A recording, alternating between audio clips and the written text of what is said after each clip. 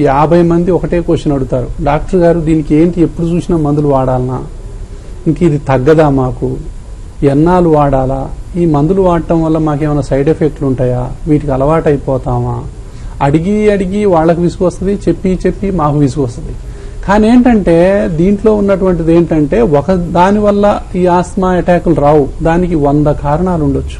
ఒకటి ఏంటంటే, సార్ మేము ఎక్కువ ఏసీ పెట్టుకుని ఎక్కువ పడుకున్నాం, ఆ రోజు నుంచే నాకు వచ్చిందని కొంతమంది అంటారు.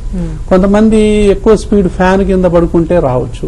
కొంతమందికి పొల్యూషన్ లో ఒక రోజంతా హైదరాబాద్ లో తిరిగితే చాలు ఆస్మా అటాక్ వచ్చేస్తుంది. కొంతమందికి ప్రయాణాలు చేస్తే రావచ్చు. కొంతమందికి ఏదో ఒకటి ద్రాక్ష పళ్ళో లేకపోతే ఇంకేదో జాంకాయలో లేకపోతే కొబ్బరి నీళ్ళో ఏదో తాగితే కొంతమందికి రావచ్చు. అది రావటానికి 100 కారణాలు ఉంటాయి. మనకు తెలిసే కొన్ని, తెలవనివి కొన్ని. కొంతమంది బయటికి పోయి గప్చుప్పులు తింటారు, తెల్లటాలకి విపరీతమైన ఆస్మా వస్తుంది. కొంతమంది కూల్ డ్రింక్ తాగుతారు, కొంతమంది ఐస్ క్రీమ్ తింటారు, కొంతమంది చాక్లెట్స్ తీసుకుంటారు. ఎన్నో రకాల ఆహార పదార్థాలు, ఎన్నో రకాలైనటువంటి వాతావరణ సమస్యలు, వీటన్నిటి వల్ల ఏమవుతుందంటే మెల్లగా మళ్ళీ మూసుకుంటాయి. సో ఇలా ఉన్నాయి. అందుకే మందులు వాడుతూ ఉండాలి. అంటే ఇలా అయిన తర్వాత మన బాధ్యత అయిపోయినట్టు కాదు. ఇలా కాకుండా ఉండాలి అంటే మనం నిరంతరం మందులు కొన్ని సంవత్సరాల పాటు వాడుతూ ఉండాలి. మన అదృష్టం బాగుండి కొంతమందికి ఏంటంటే ఈ విధంగానే ఉండిపోయే అవకాశాలు ఉంటాయి ఒక్కోసారి, చాలా మందికి. కొంతమందికి ఇలాగే ఉండి కొంతమంది అంటారు 5 ఏళ్లు 10 ఏళ్లు అసలు నాకు ఒక్క అటాక్ కూడా రాలేదు సార్ అంటారు. నాకే ఆశ్చర్యం అవుతుంది, ఇంత మంచిగా ఫిట్. కొంతమందికి అంత చక్కగా సూట్ అవుతాయి. కొంతమందికి ఏంటంటే డిఫికల్ట్ టు ట్రీట్ ఆస్మా అంటాం. అంటే 10 నుంచి 15% కేసులు, 100 మంది ఆస్మా కేసులు ఉంటే 10 నుంచి 15% మందికి ఎప్పుడు చూసినా మందులు వాడిన రోజులు మంచిగా ఉంటారు, వాడకపోతే మళ్ళీ మూసుకుంటాయి, సార్ అనుకుంటా మళ్ళీ వస్తారు. సో ఇది డిఫికల్ట్ టు ట్రీట్ ఆస్మా అంటాం. వీళ్ళేంటంటే పేషెంట్లు పాపం రకరకాలుగా ఎన్నో హాస్పిటల్స్ తిరుగుతూ ఉంటారు, తిరిగి తిరిగి విసిగిపోతారు, డాక్టర్లని మారుస్తారు. అంటే డాక్టర్లకు ఇబ్బందికరమైనటువంటి, అంటే 100 మంది ఆస్మా పేషెంట్లో 10 మంది మొండికేస్తారు, ఒక 10% మంది. ఎన్ని వైద్యాలు చేసినా కొంతమందికి తగ్గదు. వాడిన రోజులు మంచిగా ఉంటారు, వాడకపోతే మళ్ళీ వస్తుంది. సో కాబట్టి ఏంటంటే వీళ్ళకి ఏంటంటే ఈ 10 మందికి ఖచ్చితంగా మనం దేనివల్ల ఆస్మా వస్తుందో దానికి దూరంగా ఉంటూ కరెక్ట్ గా మెడిసిన్స్ వాడుతూ, ఒక్కోసారి ఏమంటామంటే దీన్ని ఇప్పుడు ఆస్మా ఎంత ఉందో ఏ స్టేజ్ లో ఉందో తెలుసుకునేటటువంటి పీక్ ఫ్లో మీటర్. ఇది కనుక మనం ఊది చూసినట్లయితే ఇక్కడ 100 నుంచి దాదాపు 800 వరకు మనకు రేంజ్ ఉంటుంది.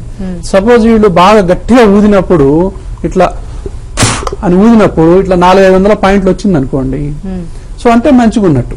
ఇప్పుడు నా అంత ఒక అంటే ఇది అంటే ఏజ్ ని బట్టి, సెక్స్ ని బట్టి, వాళ్ళ బాడీ బిల్డ్ ని బట్టి మారుతా ఉంటది. బట్ ఒక 25-30 సంవత్సరాల వ్యక్తి, ఒక మంచి 70 కేజీలో ఉన్నటువంటి వ్యక్తి 500-600 ఊడుతున్నాడంటే నార్మల్గా ఉన్నట్టు. అదే వ్యక్తి ఒకసారి మందులు వాడుతా ఉంటే 500 ఉంది, తర్వాత మందులు ఆపిన తర్వాత ఊదితే 100 పాయింట్లే వచ్చింది అనుకోండి, అంటే ఆయనకు మళ్ళీ ఆస్మా అటాక్ వస్తున్నట్టు, మళ్ళీ మూసుకుంటున్నట్టు లెక్క. కాబట్టి వాళ్ళు ఇలాంటి పరికరం ఒకటి మనం ఇంట్లో పెట్టుకోవచ్చు. ఈ పరికరం వల్ల ఏంటంటే ఇప్పుడు మనం థర్మామీటర్ పెట్టుకుంటే మనకు టెంపరేచర్ తెలిసిపోద్ది, 100 ఉందా, 102 ఉందా, 104 ఉందా అని.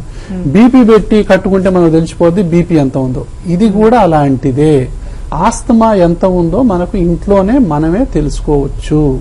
ఇది గనక మనం తీసుకున్నట్లయితే ఏంటంటే ఇంట్లో పెట్టుకున్నట్లయితే డాక్టర్ని ఎప్పుడు కన్సల్ట్ చేయాలో తెలుస్తుంది.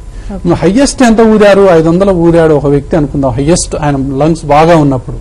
కానీ ఆయనకు దగ్గు ఆయాసం వచ్చినప్పుడు 100 పాయింట్లే ఊదాడు అనుకుంటే ఈయన డాక్టర్ని సంప్రదించాల్సిన అవసరం ఉంది. లేదు ఒక 400 ఉందనుకోండి, కొంచెం కిందికి వస్తుంది, నాకు ఎక్కువ అవుతుందంటే డోస్ పెంచుకోవాల్సిన అవసరం ఉంది. సో అలా అనమాట.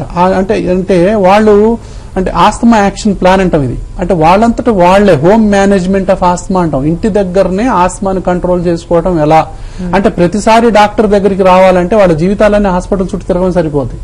కాబట్టి ఏంటంటే దీనికి ఎన్నో రకాలైనటువంటి దీన్ని ఆస్తమా ఎడ్యుకేషన్ అంటాం. ఆస్తమా ఎడ్యుకేషన్ అంటే ఏంటి, ఆస్తమా దేని వల్ల వస్తుందో తెలుసుకోవాలి. అంటే ఏది తింటే ఆస్తమా వస్తుంది, ఏ వాతావరణంలో ఆస్తమా వస్తుంది, తర్వాత ఎలాంటి పొగ తగిలితే ఆస్తమా వస్తుంది, ఇలాంటివన్నీ తెలుసుకొని వాటికి దూరంగా ఉండటం. వీటన్నిటికీ ఇప్పుడు మనకు వచ్చినటువంటి ఈ ఎక్స్ట్రా ఏంటంటే ఇలాంటి పండగల సీజన్ వచ్చినప్పుడు ఇప్పుడు ఇతను ఉన్నాడు, ఇలాంటి పేషెంట్లు కొన్ని లక్షల మంది ఉంటారు. సో ఎట్లా పాపం వాళ్ళకి ఏ పొగ తగిలినా కూడా మళ్ళీ అటాక్ రావడానికి సిద్ధంగా ఉంటారు, జీవితం మీద విరక్తి పుడుతుంది.